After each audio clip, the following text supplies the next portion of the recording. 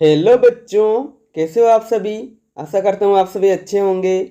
बच्चों, आज हम लोग पृथ्वीराज चौहान जी पर बहुत ही प्यारा सा निबंध लिखना सीखेंगे। शुरू करने से पहले यदि आप इस चैनल में नए हैं तो इस चैनल को सब्सक्राइब कर दीजिए और बेल आइकन को दबा दीजिए ताकि मेरे सभी वीडियो आपको मिलती रहेगी। इसके अलावा यदि आपको किसी और टॉपिक पर वीडियो चाहिए तो आप कमेंट बॉक्स में कमेंट करके ही बता सकते हैं। ओके बच्चों, तो चलिए शुरू करते हैं।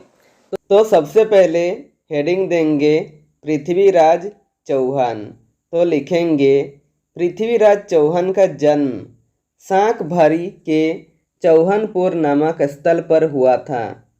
इनके पिता का नाम सोमेश्वर और माता का नाम कर्पूरा देवी था। जब पृथ्वीराज चौहान 11 वर्ष के थे तब उनके पिता राजा सोमेश्वर का निधन हो गया। पृथ्वीराज उस समय छोटे थे, इसलिए उनकी माँ के साथ राजगद्दी पर विराजमान हुए। पृथ्वीराज चौहान बचपन से ही तीरंदाजी, तलवारबाजी और घुड़सवारी का प्रशिक्षण प्राप्त किया था। वे शब्दभेदी बाण विद्या में कुशल थे। चंद्रबरदाई और पृथ्वीराज चौहान बचपन के दोस्त थे। इसके बाद चंद्रबरदाई एक कवि और लेखक बने। पृथ्वीराज चौहान ने उचित समय आने पर अपने राज्य को विस्तारित करने की बात सोची, किंतु उसी दौरान गौर के शासक शहाबुद्दीन गौरी ने हिंदुस्तान पर हमला कर दिया और सोमनाथ मंदिर को भी नष्ट कर दिया। परंतु कुछ समय बाद वह गुजरात के राजा से परास्त होकर पुनः लौट गया। अतः पृथ्वीराज चौहान ने अपना राज्य का विस्तार किया और इन्होंने रेवाड़ी तथा भिवानी आदि को राज्य में मिला लिया। पृथ्वीराज चौहान की राजधानी अजमेर थी।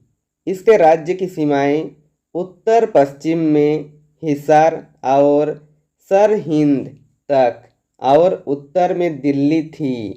पृथ्वीराज चौहान कन्नौज के राजा जयचंद के प्रमुख प्रतिद्वंदी थे। जयचंद की पुत्री संयोगिता ने अपने पिता की मर्जी के खिलाफ स्वयंवर पर पृथ्वीराज का वरण किया था और पृथ्वीराज ने 1175 में संयोगिता का अपहरण कर उससे विवाह कर लिया। 1190 से 91 में तराइन का प्रथम युद्ध में मोहम्मद गौरी ने चौहान क्षेत्र पर आक्रमण किया। इस युद्ध में पृथ्वीराज और मोहम्मद गौरी के बीच भयंकर युद्ध हुआ। तब जख्मी होकर मोहम्मद गौरी को रण क्षेत्र छोड़कर भागना पड़ा। कुछ समय बाद मोहम्मद गौरी बड़ी सेना लेकर पुनः आया। पृथ्वीराज चौहान ने युद्ध में मोहम्मद गौरी को 17 बार हराया। इसके अलावा वह मोहम्मद गौरी को कई बार माफ भी कर दिया था। 1192 में तराइन का द्वितीय युद्ध में पृथ्वीराज तथा मोहम्मद गौरी के बीच युद्ध हुआ।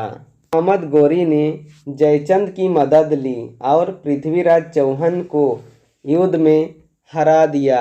मोहम्मद गौरी ने संधि की बात कहकर पीछे से हमला कर दिया, जिसके फलस्वरूप पृथ्वीराज चौहान की मृत्यु हो गई। इसके बाद मोहम्मद गौरी ने कई हजार रक्षकों की हत्या करने के बाद अजमेर पर कब्जा कर लिया, कई लोगों को गुलाम बना लिया तथा मंदिरों को भी नष्ट कर दिया। पृथ्वीराज चौहान का नाम भारत के वीर राजाओं में शामिल है, लेकिन इतिहासकारों के अनुसार इनमें कूटनीतिक योग्यता का अभाव था। इसने अपनी उत्तर पश्चिमी सीमा की रक्षा का उचित प्रबंध करने की तरफ ध्यान दिया होता तो भारत में गजनी के मुसलमानों का शासन कदापि न हुआ होता। पृथ्वीराज के साथ ही चौहान वंश भी समाप्त हो गया था। लेकिन पृथ्वीराज चौहान की हार ने इतिहास की धारा मोड़ने का कार्य किया। तो बच्चों, मुझे उम्मीद है ये वीडियो आपके लिए बहुत ही हेल्पफुल रहेगी।